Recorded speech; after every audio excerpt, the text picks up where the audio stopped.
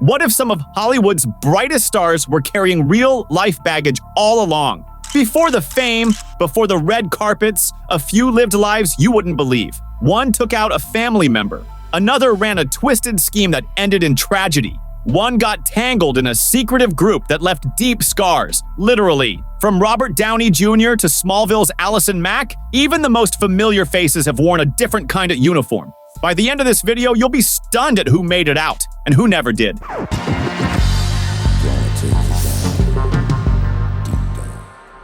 Allison Mack, once known as Chloe Sullivan on Smallville, built a reputation as the smart and loyal friend to a young Superman.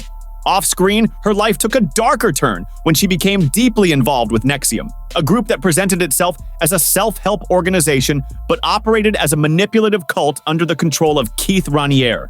Within NXIVM, Mack rose to a high-ranking position in a secret subgroup called DOS, a circle where women were recruited under promises of empowerment. In reality, recruits were coerced into providing damaging personal material and subjected to harsh control.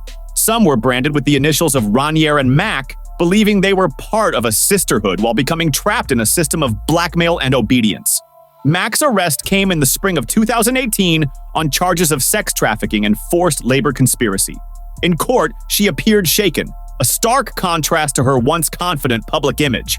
Prosecutors described her as a predator who willingly enforced Raniere's commands, rather than a victim caught in his influence.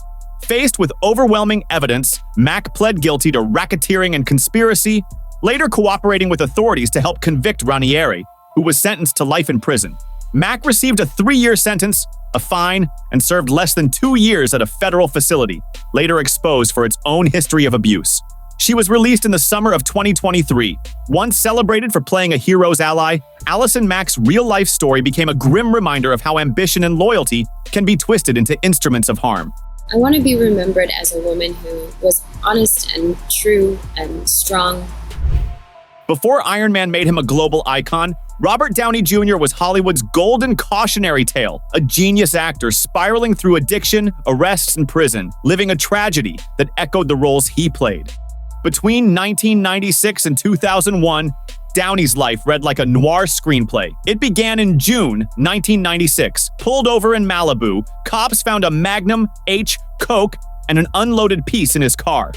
Weeks later, high and confused, he broke into a neighbor's house, mistook it for his own, and passed out in their bed. Charges piled up: drug possession, weapons, trespassing. He got probation and mandatory drug tests. He failed to stay clean. In 1997, skipping a drug test landed him 180 days in county jail. His lawyer pleaded addiction, not criminal intent. The court wasn't swayed. By 1999, after repeated violations, a judge sentenced him to 3 years in state prison. "It's like you've got a loaded gun in your mouth," the judge said, "and you like the taste of metal." Downey served 15 months at Corcoran, a facility for inmates with substance abuse issues. In there, the man who once embodied Chaplin shared cells with hardened felons, read Shakespeare to stay sane, and allegedly traded autographs for soap. In 2003, he said it best: "I'm not a poster boy for rehab. I'm a guy who got caught with a pocket full of kryptonite and thought he could still fly." He became the go-to for tortured geniuses, Chaplin, Tony Stark, because he was one. But for years, the line between performance and collapse blurred. Even Ally McBeal creator David E. Kelley, who cut him from the show after another arrest, said, "You couldn't write it better." He could have vanished, but he didn't. And that's the part no one forgets. Take that off. What are you? Genius, billionaire, playboy, philanthropist. Vince Vaughn made his name playing fast-talking charmers, guys who skated by on smirks and smooth lines. But there have been nights when the charm didn't land, nights when the script flipped. The first was in the spring of 2001. Vaughn was in North Carolina shooting a flick with Steve Buscemi. After hours, they hit a downtown bar with writer Scott Rosenberg. Drinks flowed, tempers snapped. A local named Timothy Fogarty pulled steel on Buscemi and left him bleeding. Vaughn threw hands with one of Fogarty's boys and ended up cuffed for roughing someone up. Cops even hit him with mace. The next day, his face made the news, and the movie shut down while Buscemi got stitched up out of state. 2 months later, Vaughn showed up in court and entered an Alford plea. No admission, but not walking away clean either. The judge banned him from downtown bars. That was strike one. Strike two came on a foggy night in June, 17 years later. Just past 1 in the morning in Hermosa Beach, Vaughn rolled into a sobriety checkpoint in a black Land Cruiser with a buddy riding shotgun. Cops said he hesitated, dragged his feet, and didn't play nice. He caught charges for being lit behind the wheel, stalling the process, and not following orders. No swinging for the fences this time. He kept quiet. The smirk was gone. He spent a few hours sobering up in a Manhattan beach cell. Flickering lights, cold bench, no wisecracks. Vaughn got out later that morning on $5,000 bail. In 2019, he pled no contest to booze-related reckless driving. The penalty: 3 years of probation, a fine, and mandatory classes. He didn't say a word in court. His lawyer handled the lines. The mugshot spoke louder. Gone was the swagger, just a dazed man caught in a bad frame. No wedding crashers, no swingers, just Vince. Word got around later that he smiled for selfies with the cops after they cut him loose, grinning a little too hard, like a guy trying to keep the punchline alive. He never spoke on either arrest, didn't spin it, didn't joke it off, but somewhere, maybe deep in an LAPD locker, there's a dusty tape. And if you ever hear it, you might catch a familiar voice muttering under his breath, "You're so money, and you don't even know it." In the late 80s, Sean Penn was riding high after At Close Range, earning praise for his raw intensity. But by the fall of that year, the line between his performances and real life had blurred. While filming Colors, Penn struck an extra with a single punch to the face. A producer later described it as a flash of rage that felt strangely professional. It was not an isolated outburst. Months earlier, Penn had pleaded no contest to assaulting a man who kissed his wife, Madonna. That summer, he was arrested for reckless driving in Malibu.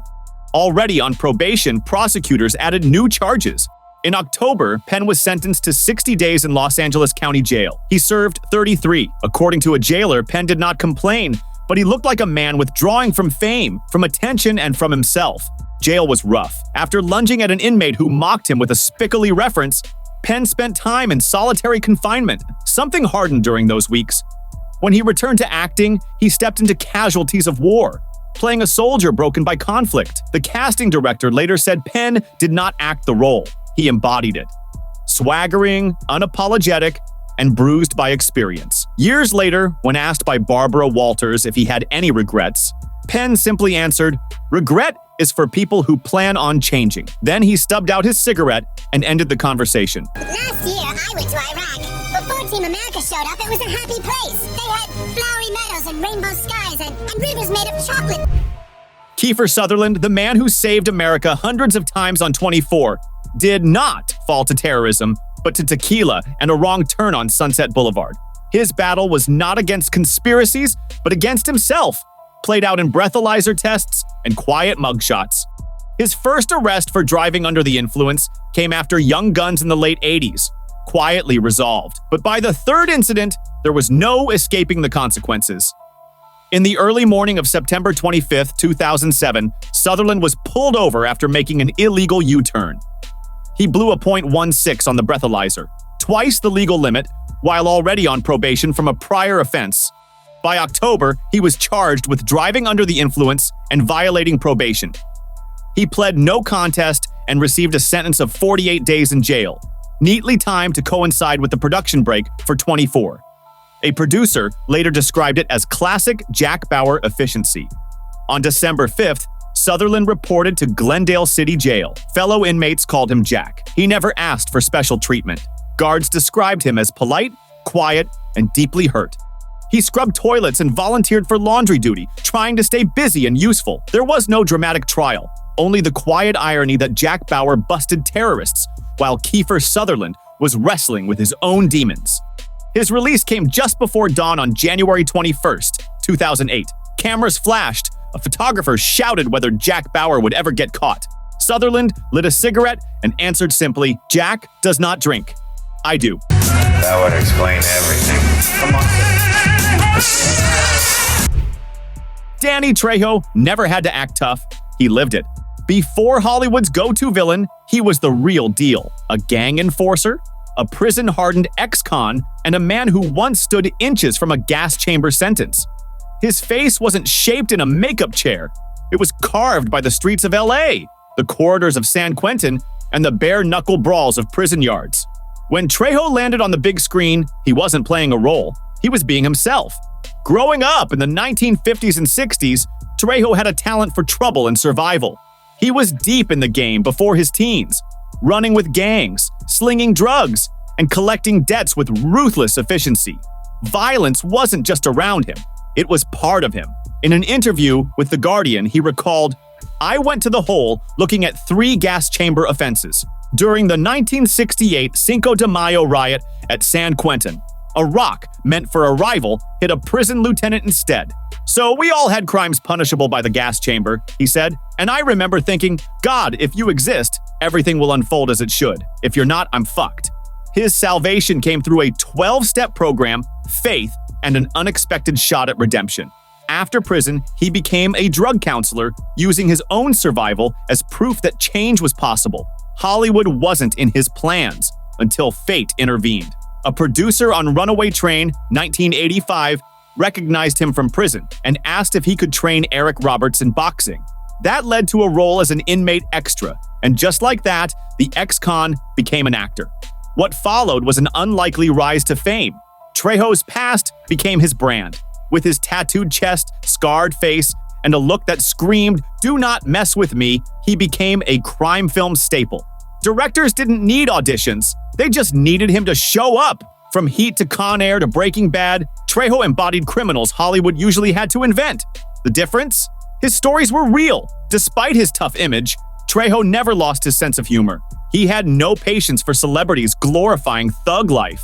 All these rappers rise to fame and then suddenly chase street credibility, he told the Huffington Post. They get caught messing around with machine guns, and it's like, hold on, you're not a thug anymore, you're a businessman.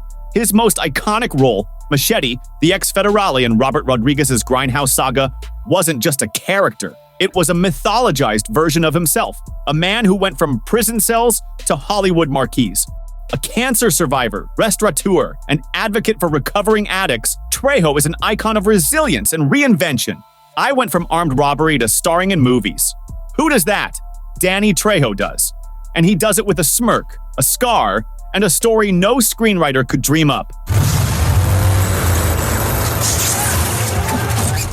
On The Wire, Felicia "Snoop" Pearson was unforgettable. Stone-faced, deadpan, lethal. But she wasn't playing pretend. Her real-life saga ran deeper and darker than anything HBO ever wrote. Born in 1980 to a mother caught up in the pipe and a father who made his living by the stick-up, Pearson came into the world while both parents were locked down. She was raised by Baltimore's foster system and later took her foster family's last name, cutting ties with the baggage tied to her bloodline. A straight-up tomboy from early on, she was already in the hustle game before she hit 15. At 14, she let off a 22 and someone ended up 6 feet under. An older teen who caught the wrong end of a beef gone sideways. She was tried as an adult. She wound up doing 6.5 behind bars at Jessup, where folks called her Youngblood. She quoted The Godfather, kept a photo of Pac in her locker, and walked the yard like a vet. One cop remembered how she didn't even blink during questioning. Like they were asking about mayo or mustard, not a body. On the outside, fate flipped when she crossed paths with Michael K. Williams at a Be More club. Omar Little in the flesh. He brought her to the set of The Wire, introduced her around, and the rest was written. She didn't really audition, she just was Snoop. Casting director Alexa Fogel said it plainly. No act, no filter. Stephen King would later call her maybe the scariest lady villain to ever hit TV. But the block never truly lets you go. In early 2011, she got scooped in a major DEA sweep, Operation Usual Suspects. Over 60 people got picked up, and Pearson was charged with playing a role in moving heavy product. The feds had her on wire, not just around the action, but neck deep. During the first court run, the judge shot down her bail, saying she could switch up her look too well. "I've seen you on The Wire, and you're a whole different person now." Not just the jumpsuit, she sat down for a month before making bond, 50 large. Then, the day before trial, she copped to it. The deal: 7 years hanging over her head, time served, and 3 on paper. She dipped out of court the same way Snoop might after handling business. Quiet, cold, done. David Simon once said that The Wire blurred the line between fiction and the real. With Felicia Pearson, there was no line at all. I know I'm all that. I'm thinking about some pussy. Yeah, me too. Before Charles S. Dutton lit up stages and screens in Rock in the Corner, he was pacing a tier behind steel doors. No script, no spotlight, just time. His past reads like hard-boiled fiction, only every line cut straight to the bone. Born in the early 50s in the row homes of Baltimore, Dutton caught a body at 17. A blade, a fight, a life ended in the street. He went down for it. Manslaughter, 5 years behind the wall. After touching daylight, he caught another charge, carrying heat and mixing it up with a guard. That added 7 more to the ledger. 12 years, all told. The switch flipped in the hole. Solitary. No noise but your own thoughts. The only way out? Crack a book. He reached for a volume of black playwrights. What was meant to keep him quiet ended up changing his whole sound. A voice woke up in that cell, and it had something to say. Dutton once said he didn't expect to see 21. Neither did anyone else. But when he landed on screens as Rock, people talked about the weight he brought, the soul in every word. What they didn't know was that wasn't a performance. One producer whispered it off the record. That ain't acting. That's a confession. As one parole officer put it, thousands roll through the yard. Dutton, he used the yard like an anvil and came out forged. There will be no future for them, no tomorrow. All their great potential is wasted forever. Some actors never drop the act. For Skylar DeLeon, a blink and you'll miss it face on Mighty Morphin Power Rangers, the mask stayed glued on. Fame didn't follow, but something darker did. Born John Julius Jacobson Jr., DeLeon reappeared in the headlines in the mid-2000s at the core of one of Orange County's most twisted double homicides. Tom and Jackie Hawks, a retired couple looking to sell their yacht, met DeLeon under the guise of a buyer. But there was no deal, just cuffs, forged signatures, and a nightmare at sea. The couple was bound to an anchor and dropped alive into open water. Skylar DeLeon is the most cold, calculating individual I have ever met, said Detective David Byington. No remorse, just dollar signs. His rap sheet didn't start there. Authorities had already linked him to a money move gone fatal in Mexico the year prior. And even after he was locked up, DeLeon allegedly kept scheming, targeting witnesses, even drawing up plans to take out his own father. I have killed before, he boasted. I will kill again. He was convicted on 2 counts of first degree for the yacht murders, with special circumstances. In 2008, the gavel dropped. Death row, no appeals, no sympathy, just a cell at San Quentin. Then, in 2019, came the name Switch, Skylar Preciosa DeLeon, and a transfer to a women's facility. But paperwork can't scrub the past. Not when the Pacific still holds secrets. The ocean just swallowed them, said prosecutor Matt Murphy, and Skylar never once looked back. Tom Sizemore built a career playing men on the brink, soldiers unraveling, detectives losing control, haunted souls with a gun in one hand and a ghost in the other. Off-screen, he lived the chaos he portrayed. In 2003, Sizemore's downfall became public. He was convicted on 7 misdemeanors after a violent, drug-fueled relationship with Hollywood Madam Heidi Fleiss.